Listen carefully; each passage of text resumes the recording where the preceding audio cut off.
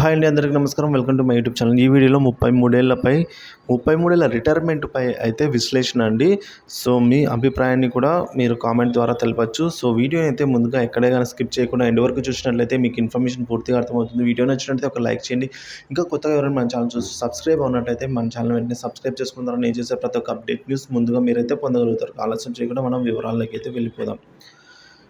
ఇక 33 ఏళ్ల రిటైర్మెంట్‌పై ఒక మంచి విశ్లేషణ అండి. సో, ఇటీవల తెలంగాణ ప్రభుత్వ ఉద్యోగుల రిటైర్మెంట్ వయసును 61 సంవత్సరాలు లేక 33 ఏళ్ల సర్వీసా, ఏది ముందు అయితే దాన్ని పరిగణనలోకి తీసుకొని రిటైర్మెంట్ అయితే ఉంటుంది అనే చర్చ అయితే జరుగుతుంది. సో, గత ప్రభుత్వం మంచికో చెడుకో లేదా ప్రభుత్వ ఉద్యోగుల రిటైర్మెంట్ బెనిఫిట్స్ వాయిదా వేయడానికో లేదా ఉద్యోగుల మచ్చిక చేసుకోవడానికో రిటైర్మెంట్ వయసుని 58 ఏళ్ల నుంచి 61 సంవత్సరం వరకు అయితే పెంచిందండి.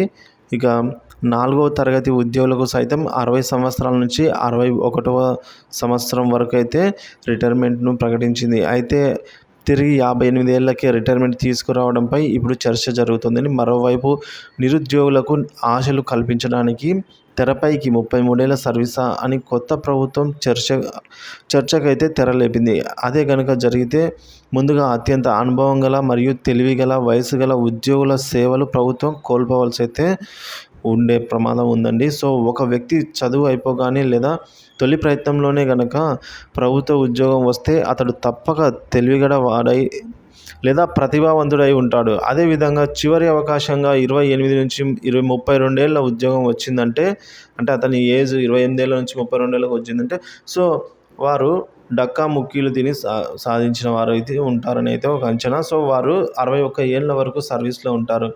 ఇక 22, 23 ఏళ్ల ఉద్యోగం వచ్చిన వారికి ఈ 33 ఏళ్ల సర్వీసు అన్న నిర్ణయం ఆశనిపాతం అవుతుంది. సో, వారు 55 ఏళ్లకే రిటైర్ అయిపోతారు. అంటే గతంలో ఉన్న 58 సంవత్సరాల కన్నా ముందే రిటైర్ అవ్వవలసి అయితే ఉంటుంది. అంటే ఒక ప్రతిభ గల ఉద్యోగి 55 ఏళ్లకే రిటైర్ అవ్వడం వల్ల ప్రభుత్వానికి సాంకేతికంగా లాభం ఉండొచ్చేమో కానీ నైతికంగా, పాలనాపరంగా అయితే కష్టమే అని చెప్పాలి.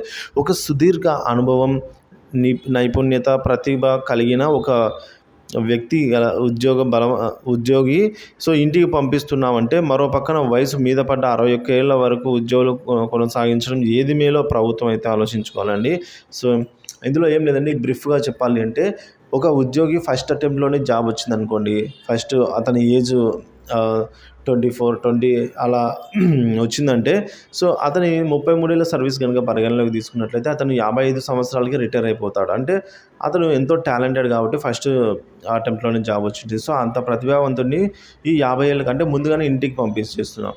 ఇక కొందరు లేట్‌గా, అంటే ఏదో అలా చదువుకుని వచ్చి ఏదో లేట్‌గా జాబ్‌లో చేరిన వారైతే 61 సంవత్సరాలు పైబడి కూడా ఉంటారు. కాబట్టి వారి వల్ల పెద్దగా యూజ్ ఉండదు. సో, ప్రభుత్వానికి ఏది యూజో ఇక్కడ సాంకేతికంగా యూజ్, అంటే ఆర్థికంగా యూజ్ కాదు, సాంకేతికంగా యూజ్ అనేది సో, సమాజాన్ని దృష్టిలో ఉంచుకొని ఆలోచించాలైతే అంటున్నారు. సో, వేలాది ఖాళీలు పూర్తి చేస్తే చాలంటున్నారండి. ప్రభుత్వం నిజంగా ఉద్యోగాల అవకాశాలు కల్పించాలంటే ప్రభుత్వ రంగ సంస్థలు వేలాది ఖాళీగానే ఉన్నాయి. సో, వాటిని తక్షణమే నింపాలి. కొత్త ఉద్యోగుల పాలనాపరమైన మెళకువలు నేర్చుకోవడానికి ఇప్పుడు ఉద్యోగులతో కొంతకాలం పనిచేసే అవకాశం ఉండాలి. అప్పుడే ప్రభుత్వం పనితీరు మెరుగుపడుతుంది. అంతేకాకుండా రానున్న 5 ఏళ్లలో ప్రతి సంవత్సరం 10,000 మంది రిటైర్ అవుతూనే ఉంటారు. కాబట్టి ఇంకా ప్రభుత్వ రంగ సంస్థలను కలుపుకుంటే ఈ సంఖ్య రెట్టింపు అవుతుంది. ఈ ఖాళీలు అన్నీ కూడా వెంటనే భర్తీ చేసే నిరుద్యోగుల వరమవుతుంది. సో, కాబట్టి ఇప్పుడు 61 ఏళ్ల పరిమితి 3 ఏళ్ల వాయిదా పడిన రిటైర్మెంట్ వల్ల ప్రభుత్వంపై 3 ఏళ్ల భారం ఒకేసారి పడుతుంది. సో, ఇక 33 ఏళ్ల సర్వీసు నిబంధన గనక అమలు చేస్తే భారం తడిసి మోపెడవుతుంది. ప్రభుత్వంలో ఉన్న సగం మంది రిటైర్ అవుతారు. పాలన స్తంభించిపోతుంది. పైగా ఒక పక్క 33 ఏళ్లకు కుదించాలి అనుకుంటూనే బోధనా సిబ్బంది రాష్ట్ర ప్రభుత్వం 60 ఏళ్ల నుంచి 65 ఏళ్లకు, అలాగే కేంద్ర ప్రభుత్వం 65 ఏళ్ల నుంచి 75 ఏళ్లకైతే పెంచింది. ఇక ఉన్నట్టుండి రిటైర్ అయితే గనక ఆరోగ్యంపై శ్రద్ధ, అలాగే పెరిగిన వ్యాధి నివారణ చర్యలు, మెరుగైన వైద్యం వల్ల మనిషి సగటు ఆయుర్దాయం కూడా పెరిగిపోతుంది.